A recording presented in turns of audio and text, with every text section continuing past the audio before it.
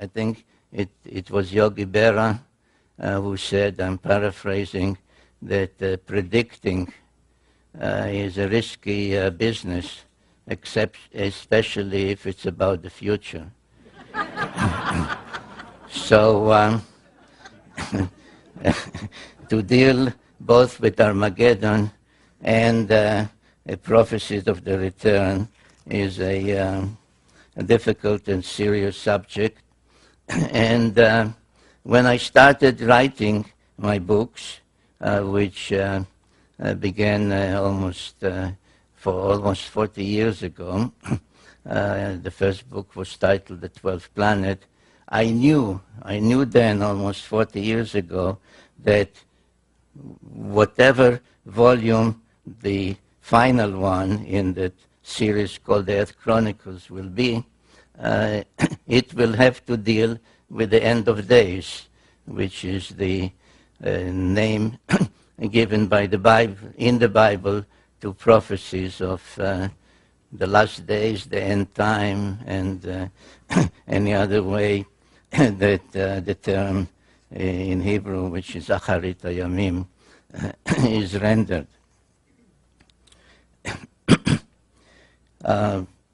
And I really delayed writing that final book for two reasons. Number one is that I felt I need to do more research, and actually took another 30 years of research to be able to give a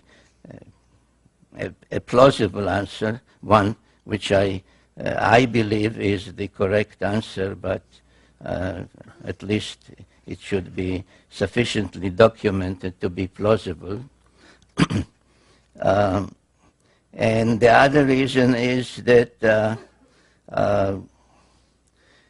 I don't know if everybody will be happy with the conclusions of that book, The End of Days. Certainly, I think many of those that are specializing in the subject of what's about to happen have focused recently on 2012 AD.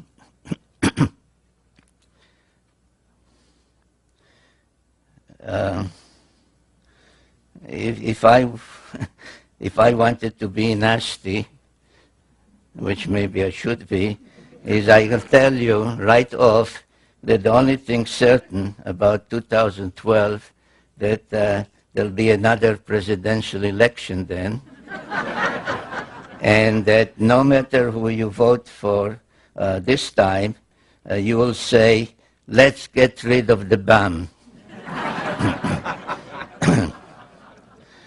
Because otherwise, what is supposed to happen in 2012?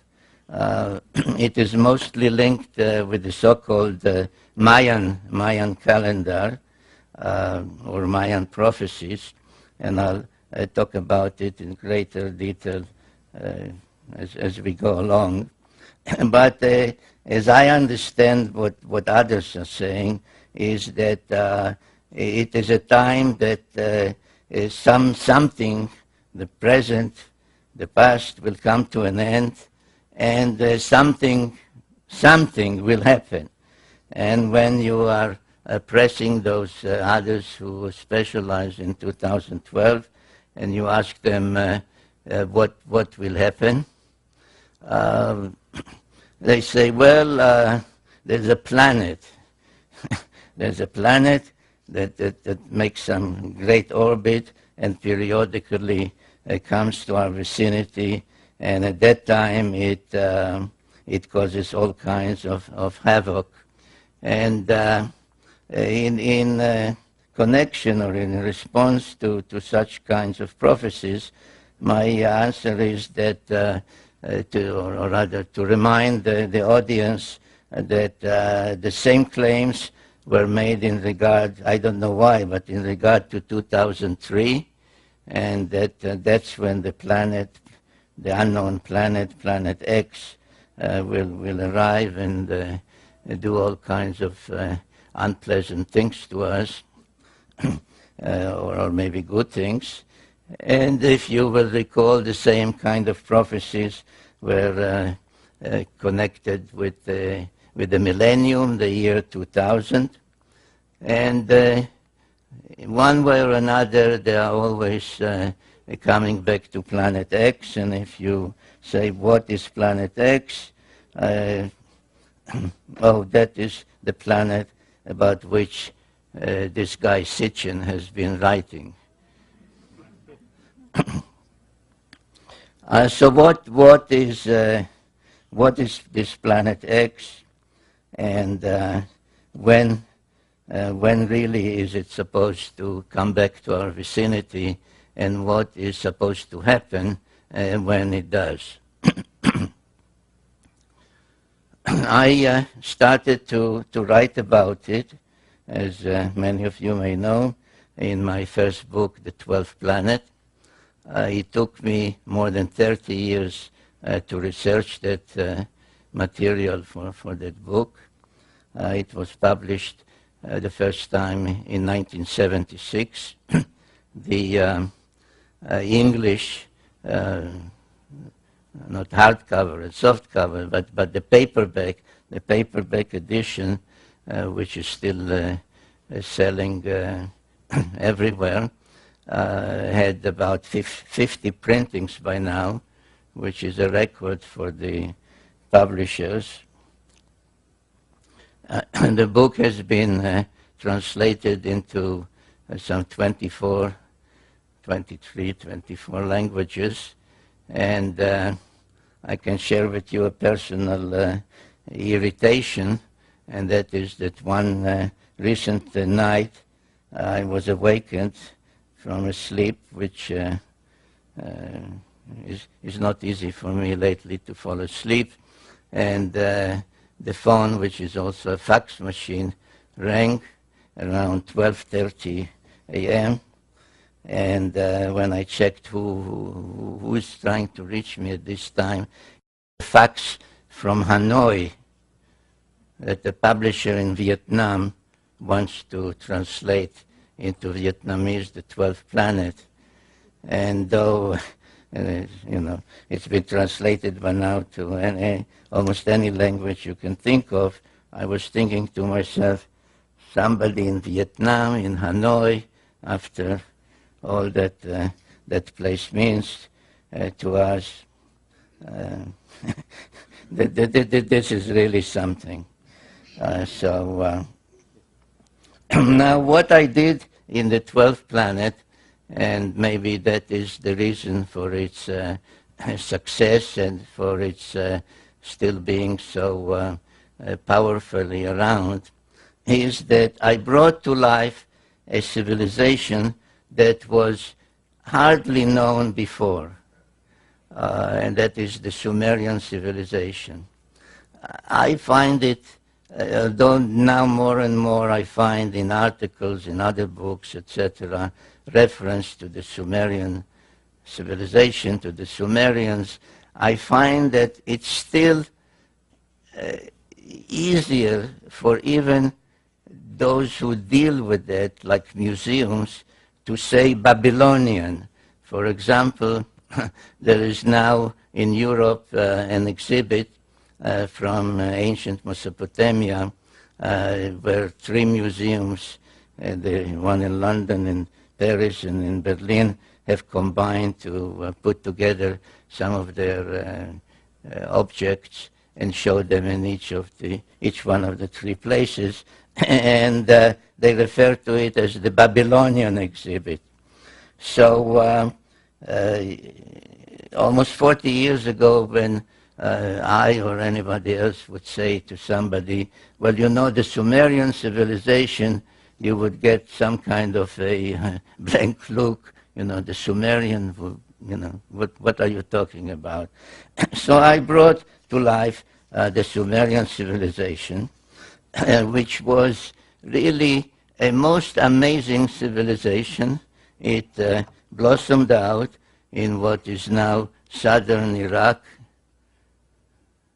in that part of the world, This is the ancient Near East. This is the Mediterranean Sea, the Red Sea, Egypt, Assyria, Turkey, which was the Hittites then, etc. So about 6,000 years ago, an incredible civilization appeared there, and all those that deal with it use such words as suddenly, unexpectedly, out of nowhere, because there was no gradual or any kind of precedential civilization that you had this and this and this, and this was a higher level, a higher stage. Suddenly, from what we may call primitive, though they were not primitive people, but they were farmers, hunters, etc. But suddenly there appeared cities, high-rise buildings, societal organization, kings, priests, codes of law, literature, art, music, musical instruments, all of that within a very short period appeared about 6,000 years ago. And I sometimes find it necessary to ask people to stop for a minute and think, what is 6,000 years? So we are about 2,000 years removed from the time of Jesus. Now, that time was about 2,000 years removed from the time of Abraham. And then add to that another 2,000 years, and that's where we are talking about, where this great civilization appeared so suddenly. And without devoting the whole evening to that civilization and all the firsts to which we owe a debt. For example, if you look at your watch and you have 60 minutes in an hour, why do you have 60 minutes? Because that's the basic Sumerian mathematical system called sexagesimal base 60. They went from 1 to 60, and then like we go from 1 to 100 and 101, then they went from 1 to 60 and then 61, so there was base 60. A circle has 360 degrees. Why? Because it is 60 times 6. Indeed, the whole Sumerian mathematical system was based on that. 6 times 10 times 6 times 10, etc. So you had 6 and 60 and 360 and 3,600 and so on and so forth, up to very high numbers in going. Some tablets were found starting with mathematical tables with 2,196,000 and tables of division from that. So the legacy of Sumer, be it in the first wheel and so on and so forth, is really incredible. So, but I want to mention tonight at least three of their firsts. One is writing. And they developed a writing system called cuneiform, where the scribe using a stylus would make wedge-like symbols or indentations in wet clay, which when it dried would become a permanent record. I don't have a sample of a tablet with me, but let's say that this is a clay tablet, and I once held up a copy of my book, not this one, this is a DVD, and I said, which one of the two do you think would last another 1,000 years? The printed book or the clay tablet? And the answer is the clay tablet. So we have writing, which of course meant a language and grammar and literature and epic tales and lullabies were written down, recipes. For example, in the book, The 12th Planet, I give as an example a recipe for what the French call coq au vin, meaning a chicken cooked in wine. There were proverbs. It's really mind-boggling, but I won't spend the whole evening on that. So writing was one of them. Another thing was pictorial depictions. They took stones, mostly semi-precious stones, and made cylinders about an inch or so, sometimes longer, but basically about an inch, a cylinder of an inch, and would engrave, and nobody has figured out to this day how, in this hard stone, they would make an engraving in reverse, like a negative, which when rolled on wet clay would become a permanent depiction, the way we say print our presses, the rotary presses now, the newspapers. So literally thousands of cylinder seals, and even more so, their imprints have been found, and any museum worth its salt has these cylinder seals or their imprints on display. And those depictions tell us a lot, and I will refer to some of them. And the third thing that I would like to mention and stress this evening was high-rise buildings.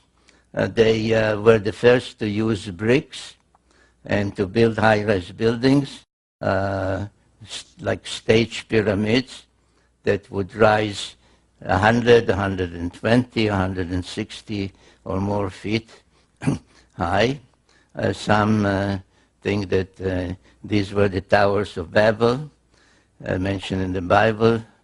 Actually, it's not so, but every major city, Sumerian city, had a sacred precinct, and the sacred precinct had such a ziggurat, as they were called. And they were used primarily for astronomical observation. And indeed, their knowledge of astronomy, or in the field of astronomy, is one of the most amazing Sumerian legacies. This is, for example, the imprint of a cylinder seal. You can actually see the seal in Jerusalem. There's a museum there called Bible Lens Museum. And this is, if you ask a regular scholar, what is it? They'll show it. He'll say this is a beer drinking scene, because the Sumerians were also the first to invent beer. And drinking beer was a social event. You can see people are coming to participate in that, and beer was drunk through a straw. The way I understand in, say, in Latin America or in Argentina, they drink mate tea with a straw. But as many other cylinder seals, they were decorated with celestial symbols. And if you study this one, you find out that it depicts the sun, it depicts the earth and its moon, it depicts what we call the asteroid belt, which is a belt orbiting between Mars and Jupiter, and nobody knows or nobody, I mean, I say nobody because I do. Others claim they don't know how it came about. It's the remains of some planet that was destroyed, exploded, except that if a planet explodes, the pieces fly in all directions, and in this case, they orbit like a belt between Mars and Jupiter. So you also have Mars and Jupiter. Here's Jupiter. You have the asteroid belt, which we have discovered only in modern times. And beyond Jupiter, you have Saturn and its rings, which we did not know about until the invention of the telescope. Now, this cylinder seal is from about 2000 BC, from 4,000 years ago. So this is an example of the amazing Sumerian knowledge in astronomy. But there is even one more amazing cylinder seal, which caused quite an uproar at the museum where it's kept. It's in a museum in Berlin at the time when I came across its existence. It was East Berlin, but they cooperated with me. They sent me a photograph. And if you ask scholars what is the scene depicted, they say, well, this is the god of agriculture granting the plow, a primitive plow, to mankind. A representative of mankind is introduced by a lesser god to the main god who grants the plow. And just as an aside, I'll say, so you tell those same scholars at the museum or in any of their scientific magazines, say, so there was a god of agriculture and that's how you look. They say, no, that's a mythological scene. That's just mythology.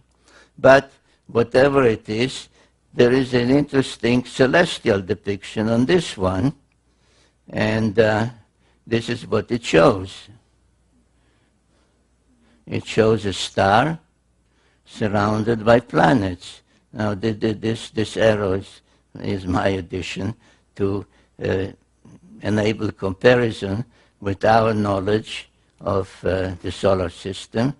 So we have the sun, not the earth, we have the sun in the center, surrounded by planets, all the planets we know of in the correct sizes and in the correct order, except that here there's one more planet, right here, between Mars and Jupiter, where the asteroid belt is now. So according to the Sumerians, there was a planet there, probably, or one must conclude, the planet which apparently broke up somehow. Now, if you could get hold of Sumerian guy and said to him, what planet was that and what is the somehow, how did that planet break up? He'll say, well, that's you're asking me something that is been written about in one of our books. It happens to be a clay tablet, not the way we think of books. And that tablet is actually part of 7 tablets. And once they were discovered in a library in northern Mesopotamia, in an ancient library in northern Mesopotamia, and the contents of that story on those tablets was deciphered. They have since been referred as the 7 tablets of creation, paralleling the biblical tale of the 7 days of creation, 6 days of actual creation, and then 1 day in praise of the Creator. So this is one of the tablets, I think the 4th one out of the 7, known as the Epic of Creation. or sometimes known by its opening lines, which is how the Sumerians used to name their epic tales or their tablets in library catalogs, because they were actually set in libraries, and on each shelf there was a tablet that listed all the texts that are on that particular shelf, like a catalog tablet. So no, it's not sometimes known by its opening words, Enuma Elish. Now, what does the Enuma Elish say? The Enuma Elish tells the story how the earth came to be, how our moon came to be, how that extra planet came to be, and indeed how the whole solar system came to be. And I devote in the 12th planet, and then in another book, Genesis Revisited, chapter after chapter to explaining this epic of creation. But I'll just give you now the the gist of it in a couple of minutes. And they say that once the solar system began to coalesce, the way our modern scientists say, around our sun, and the various planets began to form, an invader, another planet, thrust out of some other solar system, passed near ours, but as it passed near our solar system, it began to be pulled in by the gravitational pull of all those other planets, and changed course. Now you will notice an interesting thing, that while all the other planets rotate in one direction, which is counterclockwise, as we say, this one orbits in the opposite direction, which, being unusual, is called retrograde. But as it was drawn in the opposite direction, inevitably it collided with one of the olden planets in our solar system, which in the Enuma Elish text is called Tiamat. And this planet, the invader, which later was named Nibiru, acquired various satellites or moons as it was passing by the other planets.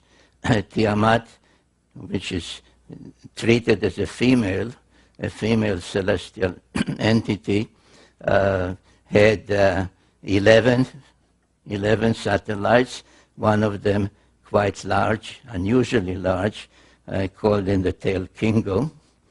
And when the clash finally occurred, it referred to in those texts as the celestial battle. Tiamat was hit twice, actually. This is just one of the drawings from my books. Was hit by some of the moons, the satellites of the invader, and was broken up. Half of it became bits and pieces, the asteroid belt, which those texts and the Bible in chapter 1 of Genesis refers to as the hammered bracelet, because it orbits like a bracelet around the sun. And the other half was thrust into another orbit, carrying with it Tiamat's largest moon to become our planet Earth and its satellite, the moon, an unusually large one as things go in our solar system. Now, without spending time this evening on the subject, but it's in my various other books. For example, you know what modern science says about our planet Earth, that all the continents used to be on one side. On the other side was just a huge cavity that was filled with water. and it's still called the Pacific Ocean. If you read about the origin of the moon, etc., it all corroborates, it all agrees with this Sumerian cosmogony. And now, what happened to the invader? According to the Enuma Elish, the Epic of Creation, the invader itself became a member of the solar system, a 12th member, because they counted the sun, the earth, its moon, and not 9 but 10 planets. So when I discussed with my first publisher the title, the suggested title for my book, the first book, The 12th Planet, I tried to explain to him that this is really the 10th planet, which is the 12th member of the solar system. And he said, Sitchin, we'll call it the 12th planet. So it is known as the 12th planet, though it is in reality the 10th planet. And all the Sumerian tales do include the planet we call Pluto as part of the tale. So I wrote on my website a piece when the astronomers meeting in Europe decided to dethrone Pluto and said it's not really a planet, it's a planetoid, it's this. I wrote a piece on my website and said, let Pluto stay the way the Sumerians had it.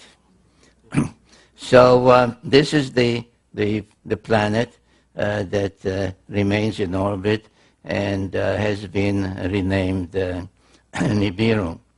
Now, on many Sumerian and afterwards Assyrian, Babylonian, and so on depictions, all the 12 members of the solar system are depicted, and you can see the sun, you can see the moon, you can see this Nibiru, whose symbol became the winged disk.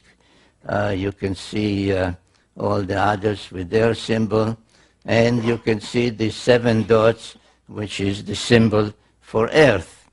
Now, you may well say this is wrong, because we all know that Earth in New Age parlance is the 3rd rock from the sun, right? So there's Mercury, Venus, and Earth. And that is true. But if the Sumerian incredible knowledge was given them, was not acquired by them from their own observations without telescopes and all other modern equipment, if it was given them by somebody, let's assume for the moment, coming in from outside the solar system towards Earth, then they would say Pluto is the first. And then there's Neptune and Uranus. And then there's Saturn and Jupiter. And Mars would be the 6th planet. And Earth would be the 7th planet. So Earth is quite correctly depicted by the symbol of the 7 dots, the number 7. And this is something I would like you to keep in mind as we proceed with this presentation, because it is very significant towards an appreciation of the evidence from the past about the future. Now, the obvious question that anyone, including myself at the time that I started to research and investigate all that, would ask himself is, how could possibly the Sumerians know all that, that the sun is in the center, and that's how this solar system came into being, and there was an invader, and the invader has this great elliptical orbit, etc. And the answer again, it is written down they are not called tablets, they are called cylinders, square cylinders in this case. And this one in particular, another one like it, can be seen by any one of you if you go to England, to Oxford, to the Ashmolean Museum. And this is called the Sumerian King List. And it says that about 430,000 years before the deluge, people called Annunaki, in this text, called Annunaki, came from their planet and visited Earth and brought civilization to Earth. In fact, it says, this and other records like it, say that civilization was brought down, and the term used in the Sumerian for the civilization is kingship. That kingship was brought down first time before the deluge and was brought down to earth from the heavens the second time after the deluge. And then there are tales, very detailed tales, telling us that at one time a group of 50 Anunnaki, led by a leader whom they call Enki, came from their planet, that same planet, the planet X or Nibiru, came to Earth, and they did not crash land here. Their spacecraft was not just passing by, and they said to each other, hey, look at that rock down there, let's take a look at it. They came for a reason, they came for a purpose, and the purpose was that they needed gold. They needed gold with which to protect the dwindling atmosphere on their own planet. And the tales, which are very detailed, then tell how Enki came and tried to obtain the gold, how his attempts to get it, to extract some gold from the waters of the Persian Gulf did not succeed, so they had to turn to actual mining.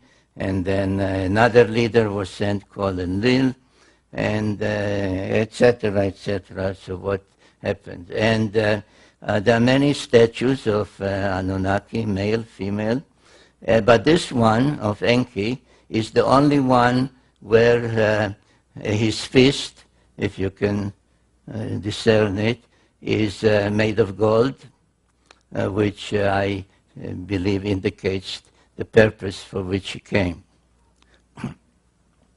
Now Enki stayed on Earth quite a long time, and at some point felt that he ought to tell his story of what happened on their planet that made him and his group and the other Anunnaki come to Earth, and what happened on Earth after they came and landed here. And there is an actual text known to any Sumerian or Assyriologist, as some call themselves, that they will say, yes, there is such a text that is an autobiography of Enki that starts by saying, when I approached the earth, I saw greenish marshes. We splash-landed in the waters. We waded ashore. I commanded so-and-so, and the name is given, to test water and see if there's potable water. I commanded so-and-so to build us some kind of shelter. I commanded so-and-so to see if there is edible food. And so on, line after line in those tablets. Unfortunately, the complete text of that autobiography of Enki has not been found, only fragments of it, I used about 800 different sources to reconstruct the story of Enki, because I felt at some point in my own writings that it is not enough to tell the story of what happened here through the prism of the Sumerians, or to some extent the Old Testament, the Hittite writings, etc. But it is also important, especially to know why they came, what happened on their planet before they came, through the eyes and through the speech of one of them. And I chose Enki because he did dictate an autobiography. And the tale that emerges from all those sources is that after they landed here and could not get the gold just by extracting it from the waters of the Persian Gulf. This is the Persian Gulf, and this is today's Iraq. Another leader, a half-brother of his called Enlil, came. He was more a commander, and he was more a scientist. Another member of their family, they were all children of the ruler of Nibiru, called Anu. Another member, a female, who was a medical doctor, came and assisted also.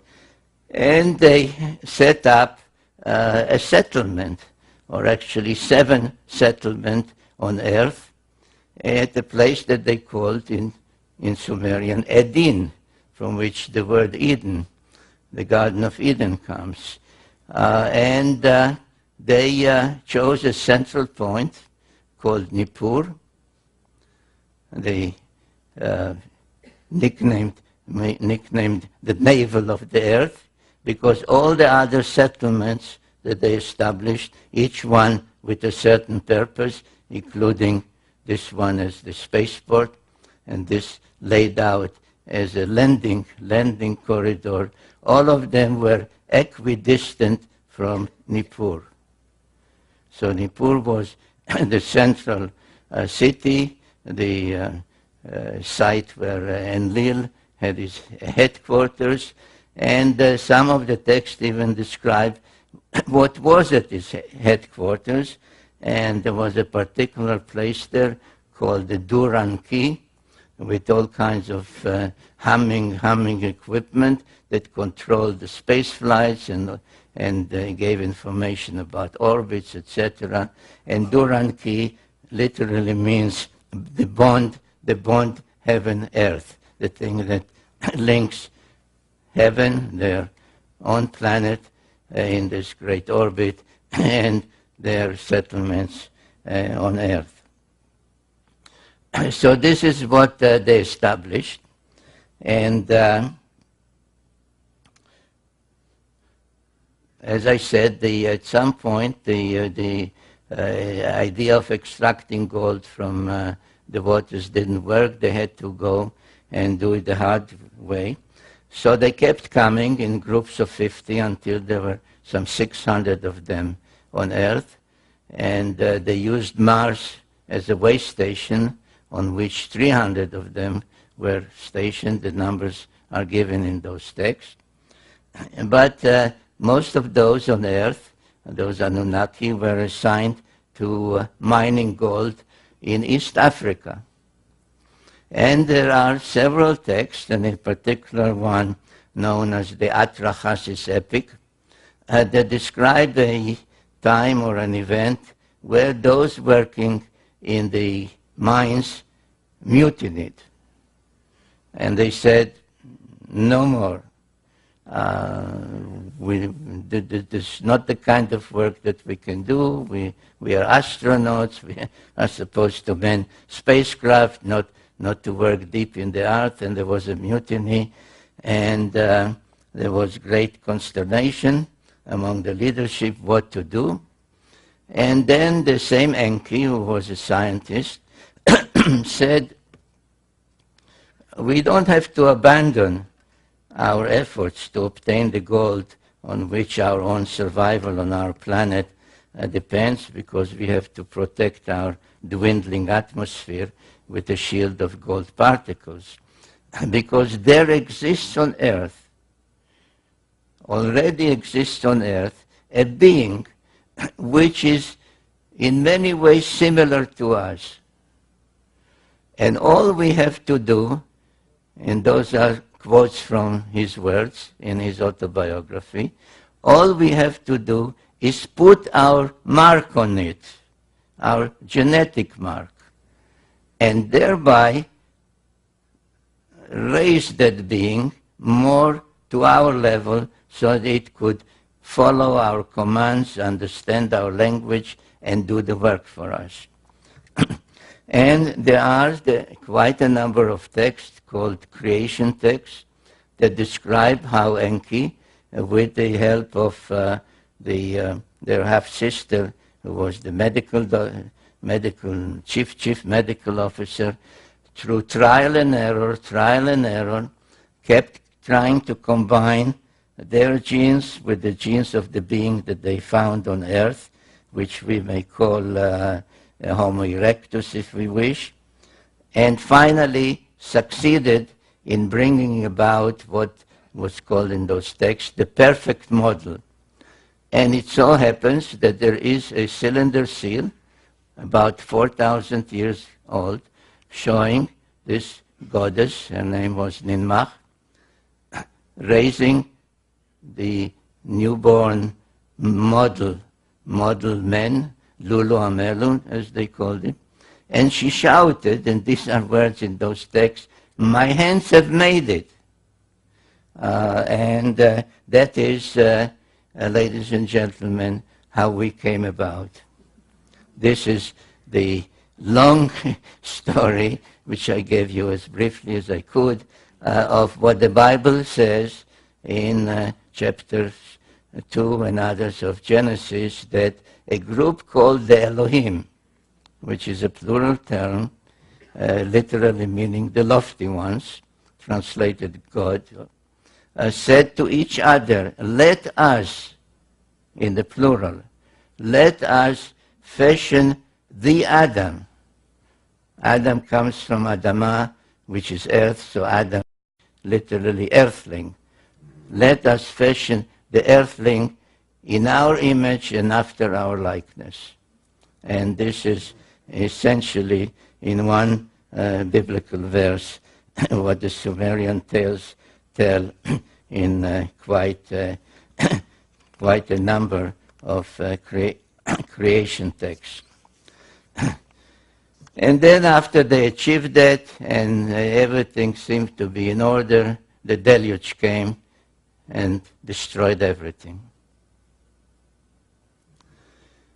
So after the deluge, there are tales, by the way, Sumerian tales describing the deluge and its reasons and its what caused it, and why was one God angry and said, "Let mankind perish," etc., etc. But that's needs another evening.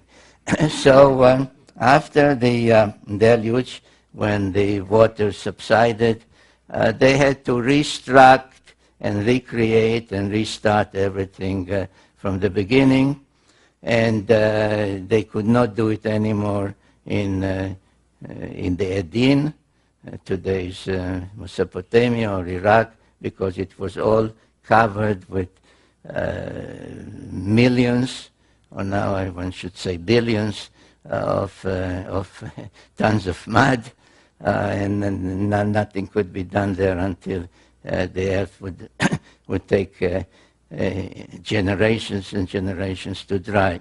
So they shifted the whole project from where it was. If you recall, it was this way.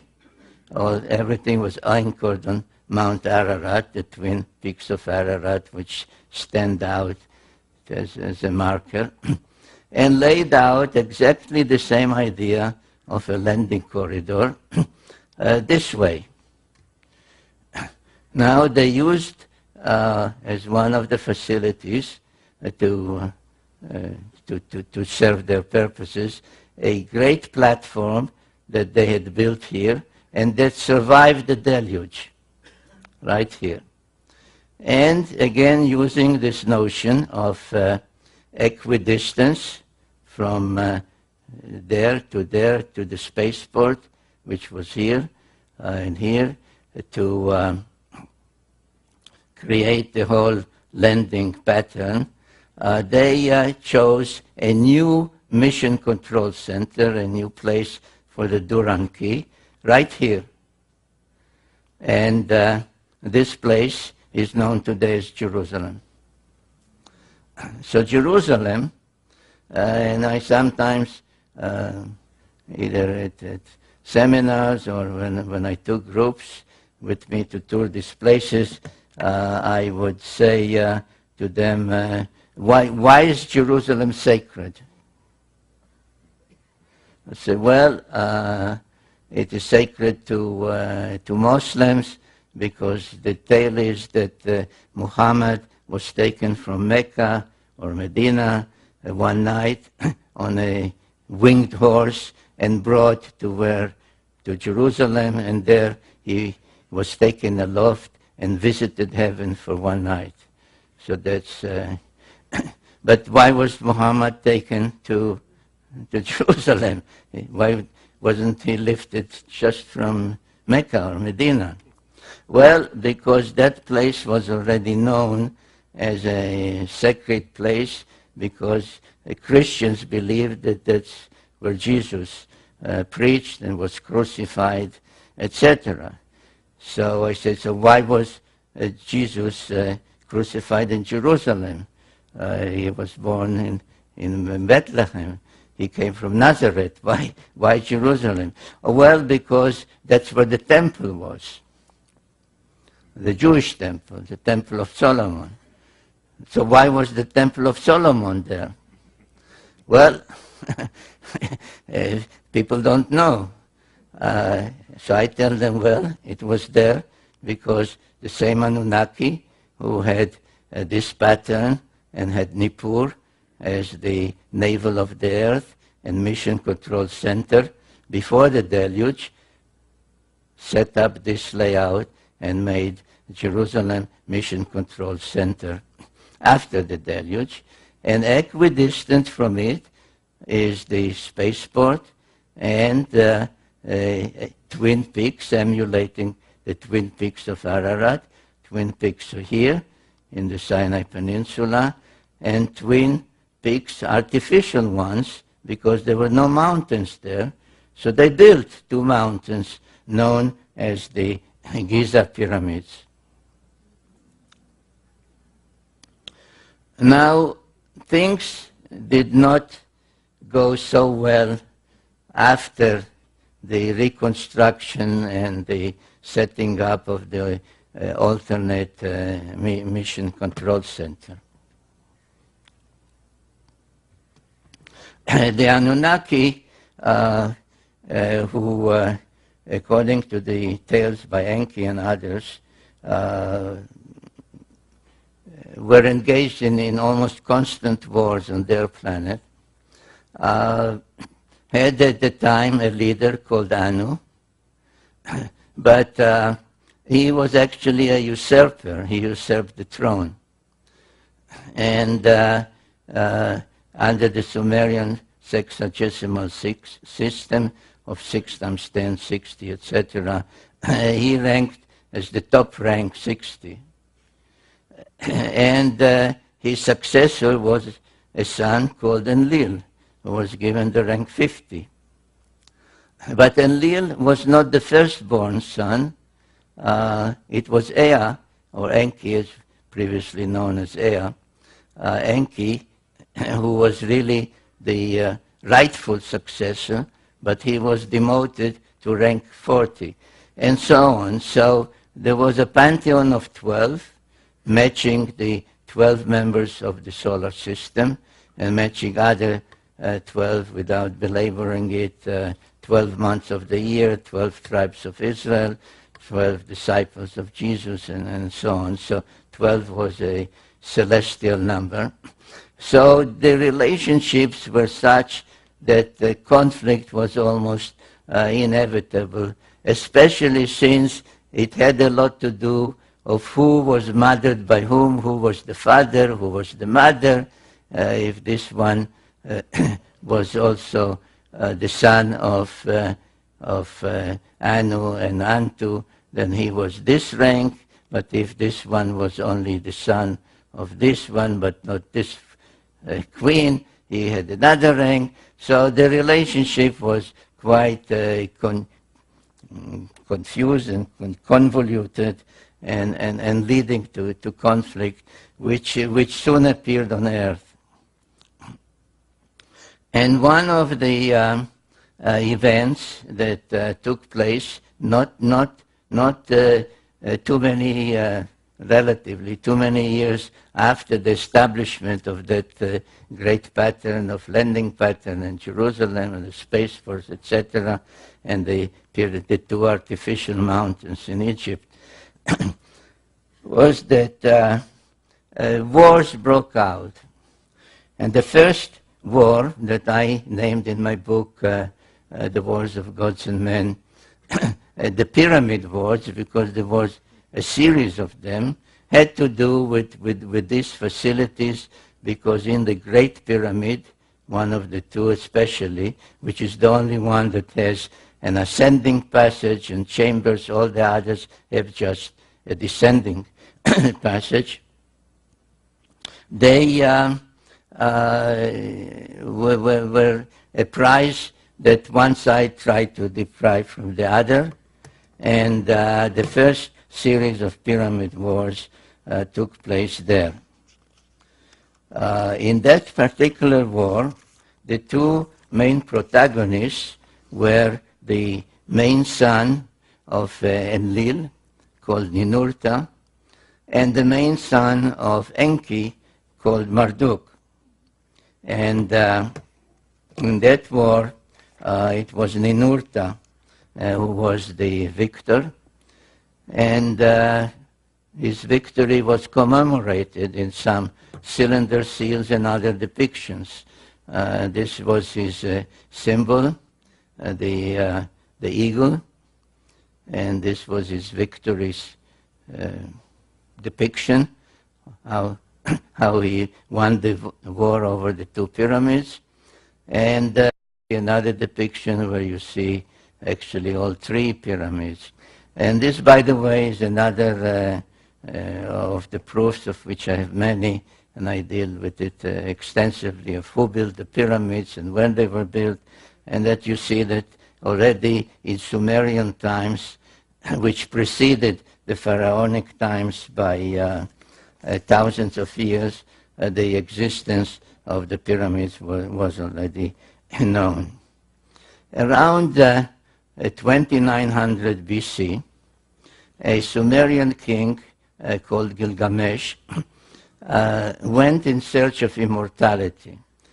Now, the whole business of immortality doesn't really exist, because all the tales tell us that these so-called gods, the Annunaki, were both born and died. And there are tales about both birth and death. But it is all relative.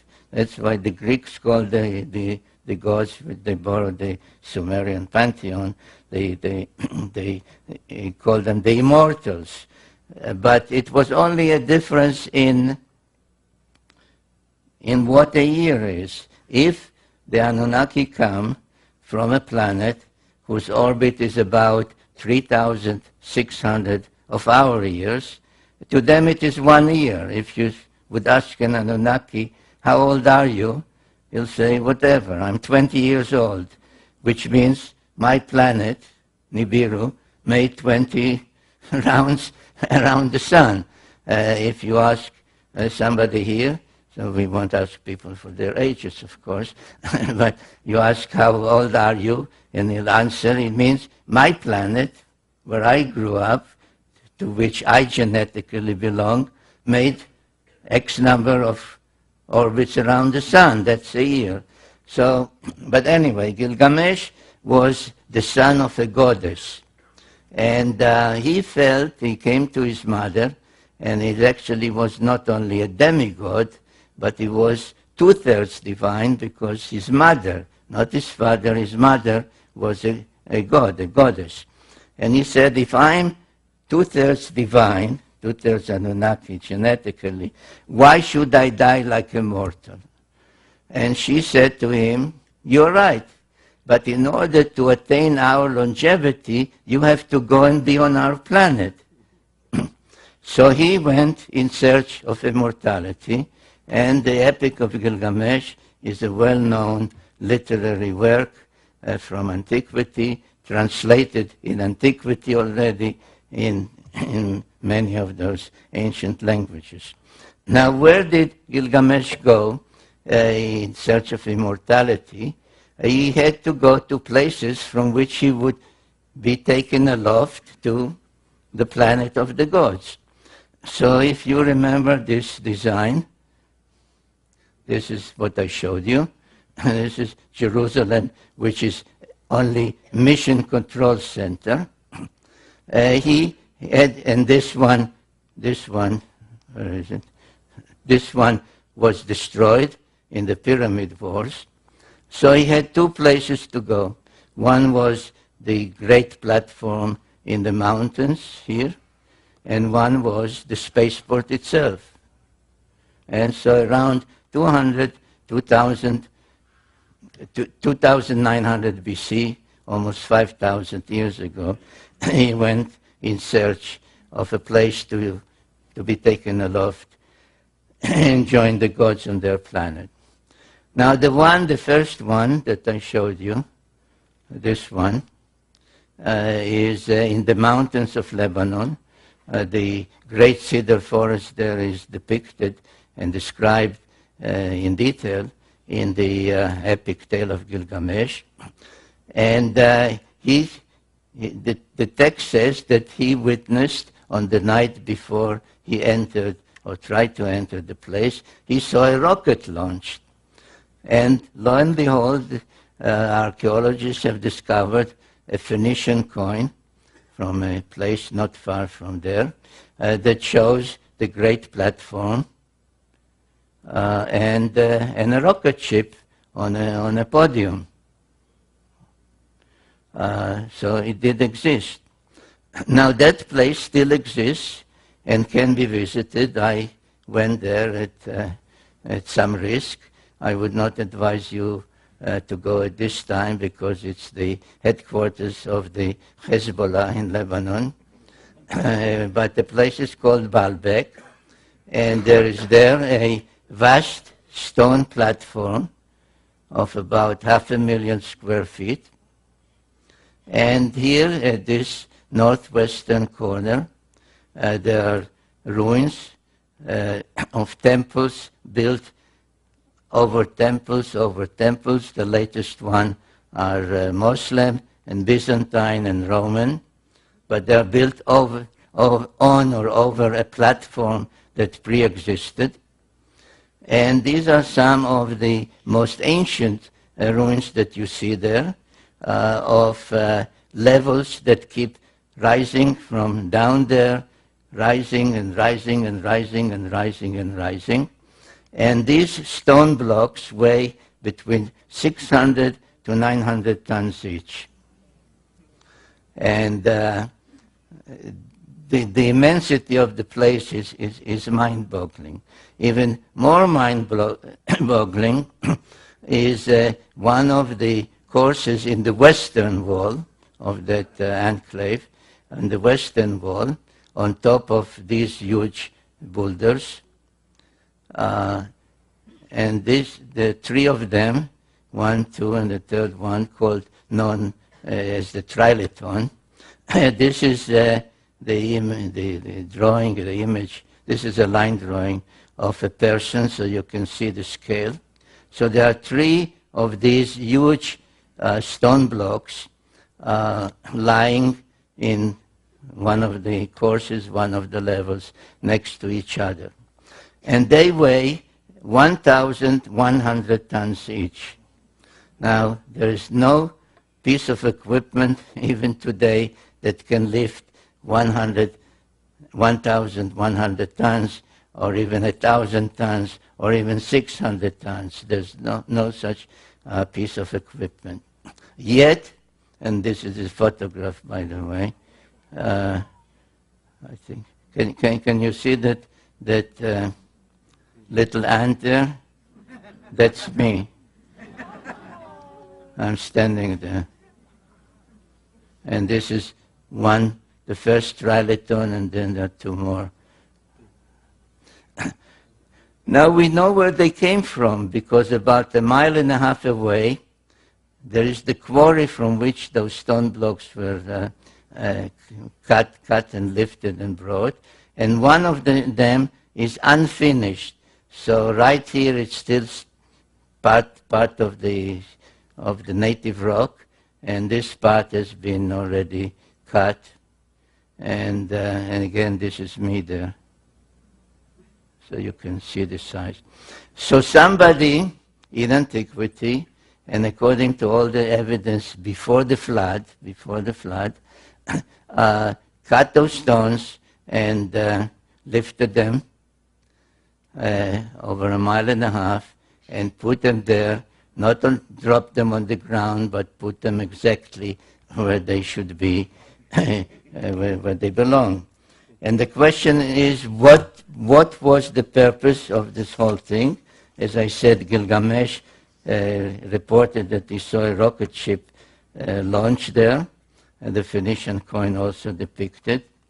And it was only after I saw photographs of about a year ago, I think, of the Chinese launching their spacecraft for the first time.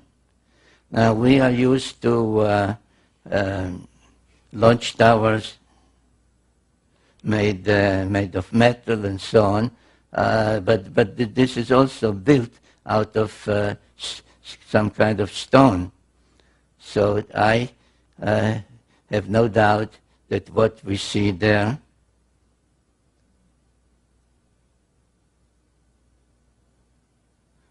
now, where's the one?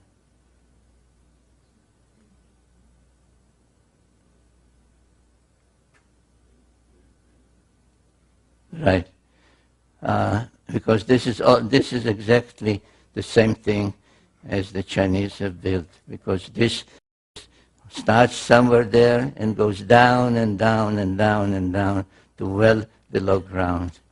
So this was a launch site to which Gilgamesh went around 5,000 years ago in order to be lofted to the planet of the gods, Nibiru.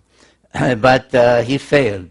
There's a whole tale that he had a companion, and they killed the sacred bull, the bull of heaven, and had to escape for their life. So it didn't work. So he didn't give up. He went to the other destination, which, if you recall a previous slide, was the spaceport in the Sinai Peninsula. And what was there we also know, because the Egyptian has depicted it, and this is a depiction found in the tomb of an Egyptian called Hui, who was the governor in ancient times of the Sinai Peninsula. And in his tomb, the burial chamber is surrounded on the walls with depictions of scenes from the lands where he was an official. And this is from the Sinai, and I think you can see that this is an underground silo, because you see the ground level with trees and giraffes, etc., and you see it multi-stage rocket ship and the command module sticking out from above ground. So this is what existed in the Sinai Peninsula. Oops, we go forward. Right.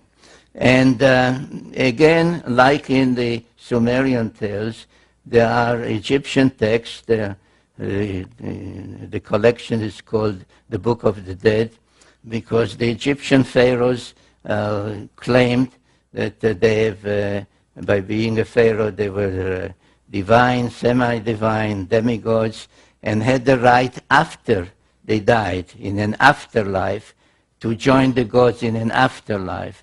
So after they died, according to the Book of the Dead, they went on a simulated journey to the spaceport, to where the spacecraft or rocket ships are, and then to be taken aloft. And the Book of the Dead has many illustrations. This is just one of them that shows the 4 pilots that welcomed him aboard the spacecraft, one of the pharaohs. So there's no doubt that there too the facility for being taken aloft did exist. However, it does not exist anymore. Baalbek still exists in ruins, but the spaceport in the Sinai does not exist because in one of the next wars between the various clans of the Annunaki, the Enlilites, the Enkiites, Ninurta, Marduk, etc., they resorted to the use of nuclear weapons. And the spaceport in the Sinai was a target. And you can see to this day 2 things. One is you can see the immense cavity to this day from space. This is a NASA photograph. And the crack in the peninsula is a result.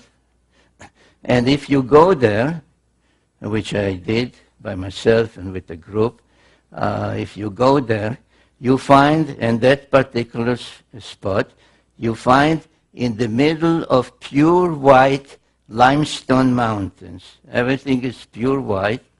You see a huge field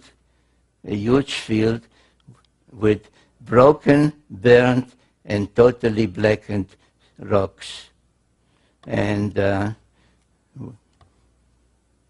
one of the visits, I took samples. They were tested. There's possibly some radioactivity, but it's inconclusive. But in 2024, almost 4,000 years ago, the Anunnaki resorted to the use of nuclear weapons.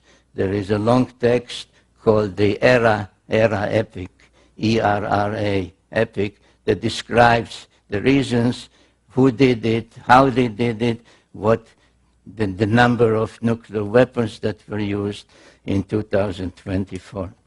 The unintended consequence of that was that a wind blowing from the Mediterranean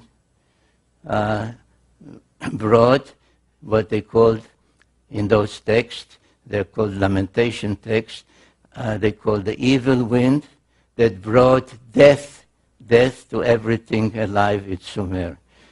As the nuclear wind passed, reaching from the Sinai to Sumer, it did not destroy anything. The lamentation text lament that the stalls stand, but the animals that were there are all dead.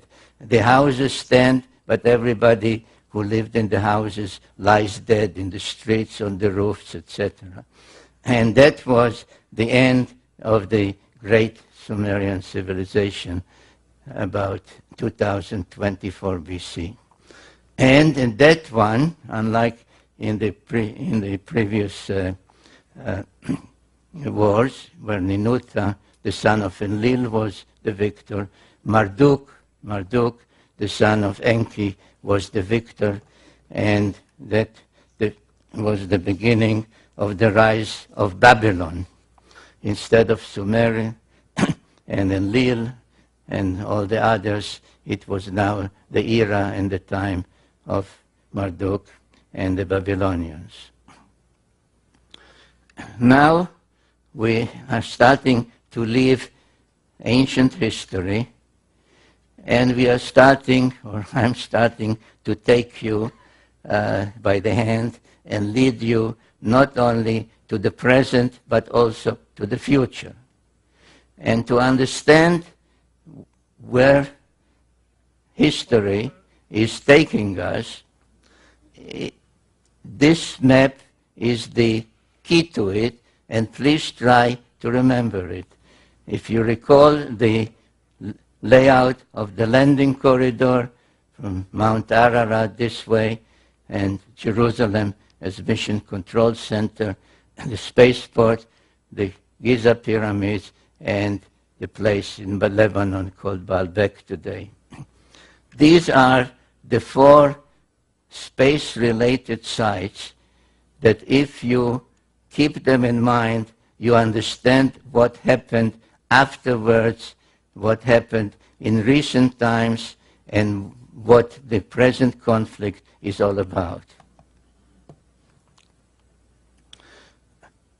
When the dust, let's use that expression, the dust of the nuclear explosion and the demise of Sumer settled, several hundred years later, when perhaps passage was possible again after the use of nuclear weapons here, a major event took place. It is called the Exodus of the Israelites from Egypt. And the Bible says that after about 400 years, God remembered. He said, oh, by the way, I forgot all about those people. There was this guy Abraham, and I promised him a certain land, the promised land. I made a covenant with him. And then I forgot all about it. But now it's time to fulfill my promises. And the Israelites left Egypt, and I didn't write it yet in any of my books, but I can tell you now that if I ever do, I will tell you that the starting point of the Exodus was the Sphinx, because the Sphinx gazes precisely along the 30th parallel towards the spaceport. There was, of course, no more spaceport there, but the mountains remained, and the mountain which held the various facilities was there, and the Bible calls it Mount Sinai, the mount in the Sinai Peninsula, Har Elohim, the mountain of the gods, of the Annunaki. So they were sent here on this Exodus to resume the relationship, the commandments, etc., which required for them to proceed to accept all the moral teachings of the Sumerians. I think in my very first book, The 12th Planet, when I talk about the Sumerian law codes, I say everybody, most people know about all the ancient law codes. Hammurabi, the Babylonian king, his law code, which is on a stone block in the Louvre in Paris, is a code of crime and punishment. It says, if you did this, that's your punishment. The Sumerian law codes, and there's one, for example, by a king 1,000 years before Hammurabi, 1,400 years before Hammurabi. That was a law code of justice that said you shall not take away the donkey of a widow. You shall not delay the wages of a day laborer. Those were the Sumerian law codes. So these were the Sumerian commandments, the Sumerian moral laws that had to be reaccepted, renegotiated at Mount Sinai. And once they were, they had to continue. There was difficulty in going straight. They went around, but anyway, finally they got to Jerusalem. And what did they do once they got to Jerusalem? They built the temple to Yahweh on a platform that existed there. And if you have not done it yet, I urge you to go to Jerusalem, because along the Western Wall, this of course doesn't exist anymore. This is now replaced by a Muslim structure. Along this Western Wall, just as along the Western Wall in Baalbek, in the landing place of Gilgamesh, and this is an aerial photograph, This is the area that's called the Temple Mount. And this is where the temple stood, and the Holy of Holies, and the Ark of the Covenant. Interestingly enough, that I noticed when I was there and when looking at there are trees everywhere, but not here. Nothing grows here. So this is the western wall, and an opening was made along the western wall after being blocked for thousands of years. And what was discovered there is mind-boggling, because in the same place, the western wall, as in the landing place where Gilgamesh went, there is a trilithon, not of 1,100,000 tons, but only 600 or 700 tons, 3 immense stone blocks lying one next to the other, just as there. And somewhere there, there is a sign that says that this is exactly where a tunnel leads to the Holy of Holies above the platform. And this is another shot of the trilithon in Jerusalem. Now, when Yahweh, the God of the Bible, commanded David and then Solomon to build a temple exactly on a pre-existing platform, this is what he said. These are exact words in translation. And if you, I cannot read from this angle. Will anybody read out loud, please? Thus has said the Lord Yahweh, visit Right. Jerusalem. In the midst of the nations I placed her, and all the lands are in a circle round about her. Well, in the midst of the nations, in the center of the circles. Well, that could not be more explicit that this is the layout of the Mission Control Center.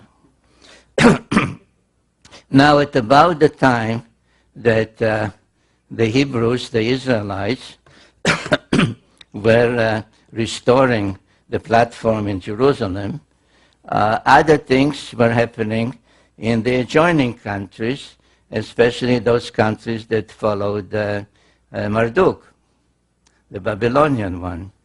In Babylonia, on cylinder seals, the sign of the cross began to appear.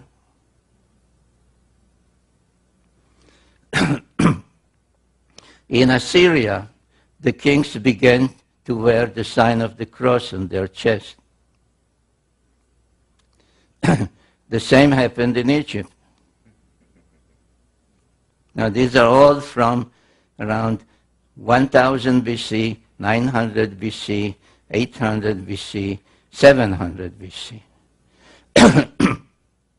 Now, what does it mean? What does it signify? Well, the sign of the cross, it may come as a surprise to my Christian friends. The sign of the cross is not a new sign, and not a sign developed or invented at the time of Jesus.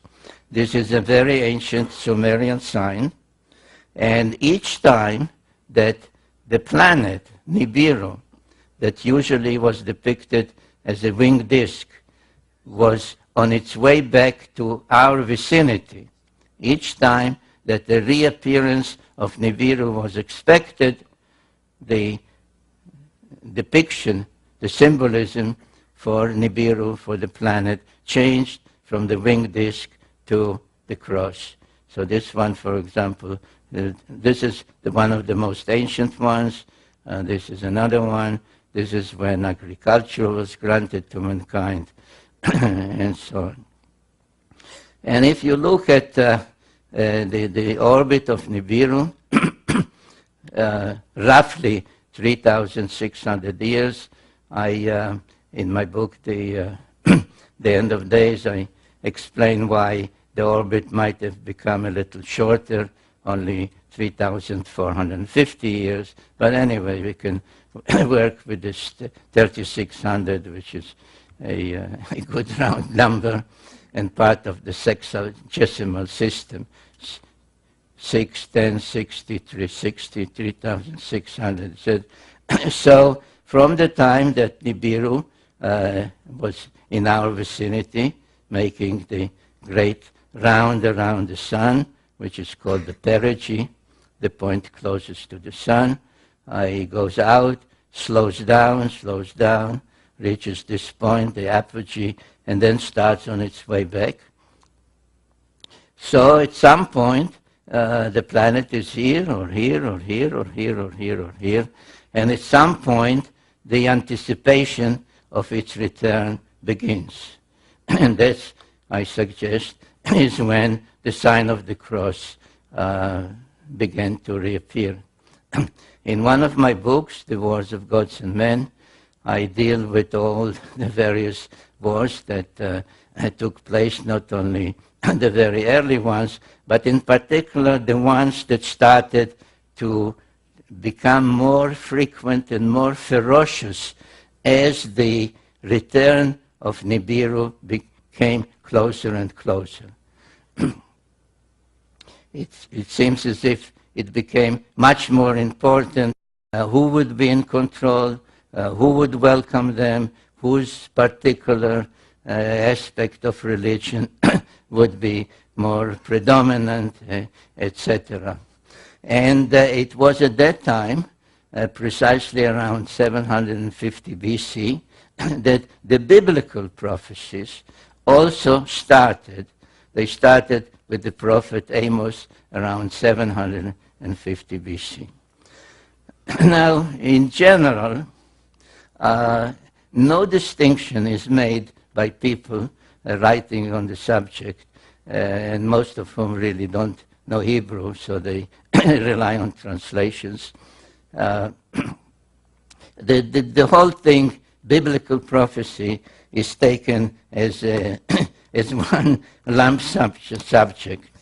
But if you know Hebrew, and if you study the various prophecies in great detail, and know the precision of the Hebrew language, you begin to see that the prophets were really talking about two different things. One was called the Day of the Lord, and Amos spoke about it. Another, I think, I quote Habakkuk, I can't see from this angle. Anyway, they started to talk about the day of the Lord. The day of the Lord is coming. The day of the Lord is near. And it was described as a time of celestial phenomena. There would be darkness at noon. You will not be able to see the stars at night. The moon will not shine its light, etc. and so on and so forth. I don't know if it's easy for you. I had about 30 slides with all these biblical quotations, but I realized that it was very difficult, even for the audience, to read them. So, at the same time, similar prophecies, known as Akkadian prophecies, Assyrian prophecies, Babylonian prophecies, began to also talk about the return, the celestial Lord would come from the south, would be first seen in this constellation, and so on. And I drew some of these charts to show you and show how you can relate some of the text to the progress of Nibiru coming back to Earth's vicinity. This is another sketch that really renders as a sketch literal wording, saying you first can see it from there, then you can see it here, and so on and so forth, as the planet returns.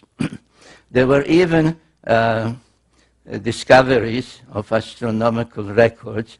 These are called astrolabes because they depict the circular heavens around Earth on plain paper with all the stars being named, where the progression of Nibiru from being seen in this part of the heavens to being seen in this part of the heavens at its apogee, its perigee, is actually recorded as having been witnessed and seen by Assyrian and Babylonian astronomers.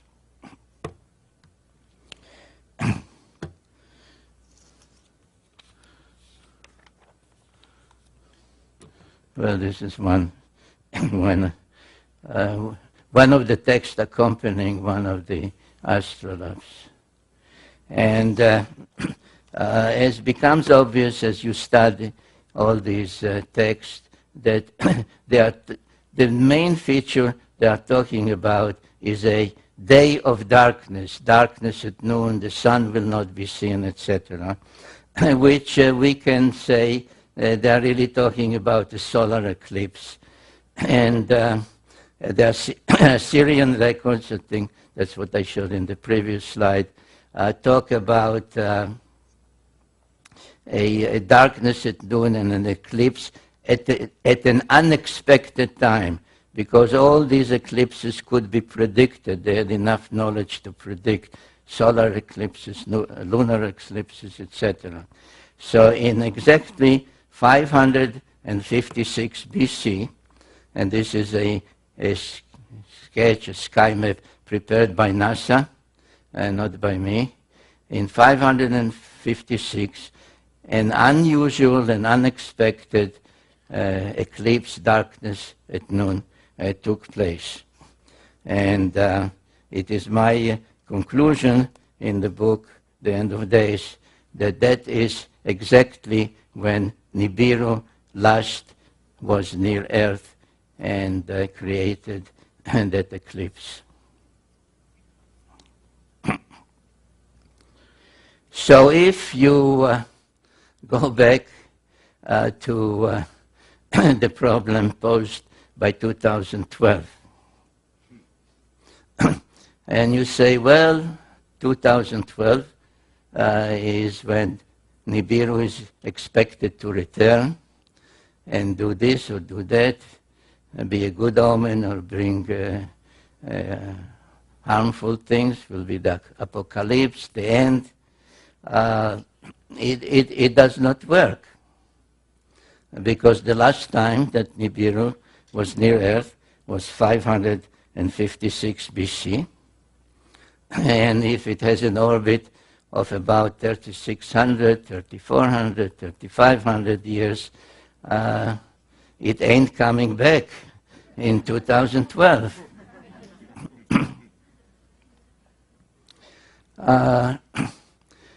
So what might happen, if not in 2012, in some other time, in our lifetimes perhaps? And this takes me to the other part of the biblical prophecies, where I told you that there were really two things that were discussed and prophesied from about 750 BC to about 550 BC, the time of Ezekiel. They spoke about the day of the Lord, the celestial Lord. It's coming, it's nearing, it's coming from the south, it will darken the skies, etc., etc. But then the other part, they switched to a term called Acharit Hayamim, the end of days, which some translate end time or any other way people want to translate. But the time, the question is, what do we mean by time? But whatever we call time will come to an end. And we have to remember, and this is the purpose of this slide, to show you that the Annunaki were coming and going between their planet and the Earth, not necessarily when Nibiru was closest to Earth. As a matter of fact, they could not do that, because it is at this point that the planet, their planet, that slows down here, gains speed and moves fastest around the sun. So the only way they could come here was if they left their planet ahead of time and speeded ahead of the planet and were here and then rejoined their planet, or when the planet was starting on the way back to slow down, then they would, as if literally, fall back towards the sun and come to our vicinity. So there were all kinds of ways, and there are tales. There are tales about this god, this goddess. There is a tale about a king called the Tana who was taken to heaven. He was afraid to continue the trip when he started to see the earth become smaller and smaller. There was one of the sons of Enki by an earthling woman called Adapa, who was taken for a visit with Anu in heaven, taken and brought back. So he did not stay 3,600 years on Nibiru. So comings and goings are possible even when Nibiru is not precisely at its closest to us.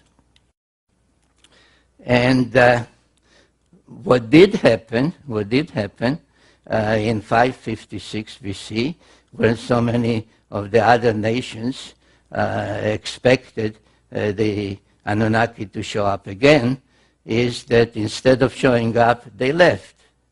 I don't have the slides here, and I'm not intending to spend more time because I'm way beyond my time already. But in the book, I suggest that the point of departure was the famous Nazca lines in South America.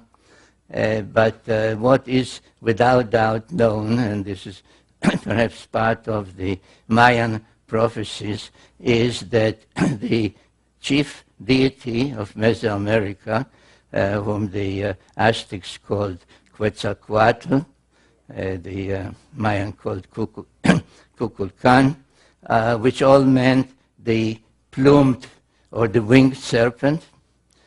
Before he left, he said, this is written down, he said, "I will return, I promise to return." And he promised to return at a certain point, which is related to the Mesoamerican calendars. Now, the so-called Mayan calendar, where the whole business of 2012 appears, is really a calendar called the Long Count, which was started not by the Mayas, was started by the Olmecs, people from Africa who were brought over by Quetzalcoatl, that I identified as the Egyptian god Thoth, were brought over in 3113 BC. And this is the calendar that the Mayas used. The whole business of 2012 is based because the calendar, its various symbols depict 1 day or 20 days or 360 days, etc. And this is called this one is called the Baktun, and 13 Baktuns. 13 Baktuns will culminate in, by some calculation, 2012. Now, it depends how one calculates, because it depends if you divide the days by 365 or by 360. One way that has been suggested only a century ago really arrives at 2087 as the Mayan 13th Baktun. But in general, my feeling is that it is not applicable at all, because if you follow the biblical prophecies, they are dealing with a cyclical timetable. this so-called Mayan calendar is a linear one, like day 1, day 2, day 3, etc. The same as the AD calendar, 2000, 2001. Why nothing happened 2000? Because after 2000 came 2001. Like I showed you at the beginning, that some said 2000, then said 2003, 2000. All the predictions in the Bible, both the Old Testament and the New Testament, speak of a cycle. The beginning will be the ending. The ending is the beginning. The past is the future. And this can take place only in a cyclical thing. And what was, is more quotes of the same subject about the end of days and what will happen there. Now, the best clues in the Old Testament about this whole business of the end of days, when will it be, not only what will happen, but when will it be, is in the book of Daniel. I just almost skipped fast because it takes too long to start reading all that. But one of those that really devoted the better part of his life to studying the meaning of the prophecies and the timetable given in the book of Daniel. And there's some number of years, but the best clue is where the angels tell Daniel, the end of days will come after half time, time, and 2 times. And Daniel, like we say, what do you mean by that? What half time are you talking about? I'm not talking about football, right? And he was left with no answer. So Sir Isaac Newton, who is known more about celestial orbits and such other things, spent most of his time delving into those prophecies and trying to calculate them. And a handwritten document by him came to light relatively recently, 2-3 years ago. And when it came to light, the news headlines were that Sir Isaac Newton calculated the end of days at 2100 AD, 2160 AD. I was fortunate to be able to obtain a photocopy of that handwritten page, which is written front and back. In the book, The End of Days, I give what it says. I quote what it says. I do not show the photographs because I have no permission to do that. So you are now seeing, you are the first ones to see the photograph of the handwritten document by Sir Isaac Newton. And he calculated also in 3 ways. And the number 2160 does indeed feature heavily in his calculations. But when I looked at his calculations on the back of the page, I said, oh my God, he is talking about zodiacal times.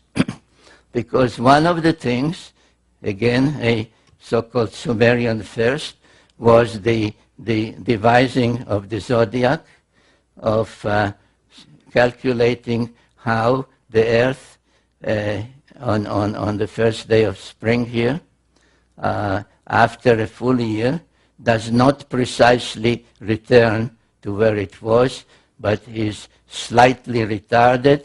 The retardation amounts to 1 degree of 360 in 72 years, and a 30-degree zodiacal house, therefore 30 times 72 is 2,160. So the mathematical zodiacal time is 2,160 years.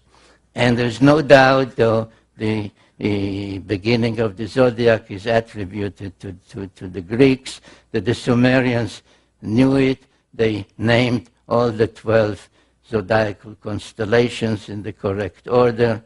This is all Sumerian names. They depicted them the way we still use to this day. So there's no doubt that they knew the zodiacal times. But again, as with other things, how could they? How could any immortal Sumerian not only measure the delay of 1 degree in 72 years, but of 30 degrees of the shift from one zodiacal house to another in 2,160 years? And the answer is that, again, this was a Annunaki device and not a Sumerian device. And what is important to keep in mind is that the time scale, so that's perhaps when the ancients told Daniel time, half time, 2 times, that they were talking about divine time, the Annunaki time, is because I ask myself, and I give that answer also in the book, The End of Days, is what prompted, what caused the Annunaki in 2024 BC to resort to the use of nuclear weapons? What was the problem? And the problem was that Marduk said that the age of the bull, the age of Taurus, which was the age of Enlil, is ending, he said, and my age, the age of the ram, the age of Aries, is beginning. He claimed that this is the correct zodiacal scale. So he said around 2200 BC, the age of Enlil, the age of Taurus, has ended, and my age, the age of Aries, has begun. The others, and this is all in those texts, by the way, the others said to him, no, you are wrong, because don't go by some chart. Look at the heavens. In the heavens, on the first day of spring, we are still in the age of the bull. We are still in the age of Taurus. Why? Because the three zodiacal constellations of the bull, of the ram, and of Pisces are not the same size. So, though Marduk claimed that his age has already begun, it was still observationally, really in the heavens, the age of Enlil, of his rivals, Ninurta, and so on. So this was such a bitter fight that they resorted to nuclear weapons to deprive each other of the spaceport. Now, there is another cylinder seal. It is at the Hermitage Museum in Russia. There's no doubt about its date. It's 2500 BC. And it shows, in my opinion, without doubt, an astronaut on the 6th planet, which is Mars, greeting an astronaut on the 7th planet, which is Earth. You remember I asked you to keep it in mind, Earth and its moon. And between them, there is a spacecraft. So, a return of the Annunaki with a stopover on Mars, one greeting the other, has occurred. And there is a date. There is a date on this cylinder seal. Do you see the date? Pisces. the age of Pisces.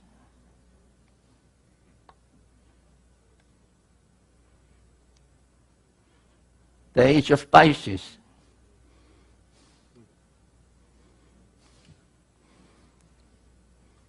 So does this mean that the return of the Anunnaki and the end of days, with its 2,160-year calculation, will still come about this century?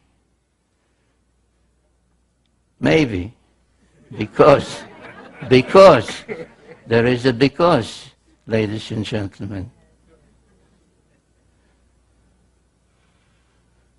Because just at the place that, according to the New Testament, is called Armageddon, where the final war will take place, a mosaic floor in the first church ever built in the Holy Land, since the time of Jesus, has on its floor the sign of Pisces. This was discovered 2 or 3 years ago at Armageddon, which really means in Hebrew Har Megiddo, the Mount of Megiddo, which is in Israel. Now, are all these omens, or is it just a tale to tell you at ARE? I don't know. I believe that these are omens.